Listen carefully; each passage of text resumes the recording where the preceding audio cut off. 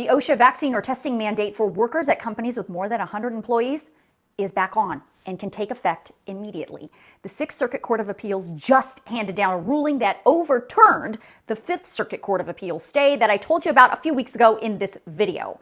So what does this mean for you?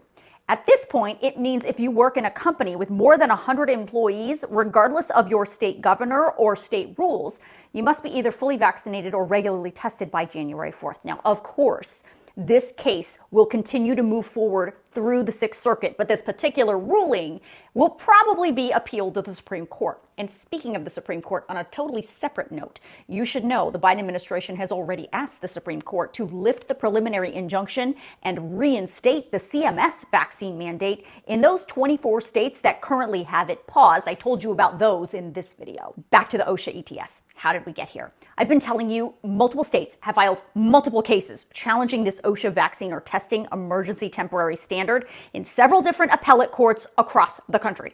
And because of the way our legal system works, when multiple appellate courts are hearing basically the same case, they all get entered in what's called the multi-circuit lottery. In the lottery, one appellate court is selected at random to consolidate all those cases and rule on them. Ultimately, in this case, the Sixth Circuit Court of Appeals was the multi-circuit lottery winner, so all of the cases got moved into that court.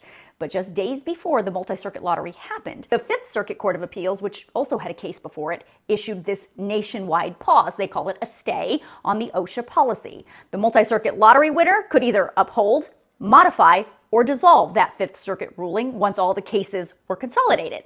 Well, the cases are consolidated, and today the Sixth Circuit decided to dissolve the Fifth Circuit ruling.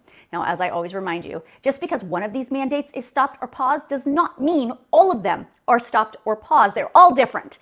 And these cases are ongoing and things will continue to change. I know this gets confusing and there are so many different cases, but don't worry, I am covering it and I have all of my videos moved into one category at the top of my page, and that category says vaccine mandates.